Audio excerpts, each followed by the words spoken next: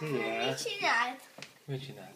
Felteszünk a számítógépre egy nagyon vicces videót. Igen? Ráül a fejemre. Igen? Neked is kellett a férj. Lehajoltam, hogy kialasszok egy kocsit az ágyból. Ez meg állt a fülem, vagy a fejemre. Szia. Fejére. Feje. Igen, az az én fejem. Feje. Ez a Milán feje. Feje. Hol van a kacsa feje? Tényleg? Feje. Igen. Igen. Feje. Kókusz is mindig rájött. Feje. Feje. Az én fejemre, igen. Az enyém feje. De igen, leöntöttél teával. Feje. Képzeld Feje. el, bedobta a kocsiba. Fülem, mi van itt? Ezt beütötted a fejed? Ezért sírt az Szia. Szia.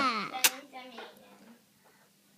De hova ütötte be a falba? Íííí. Nézd ide, Milán.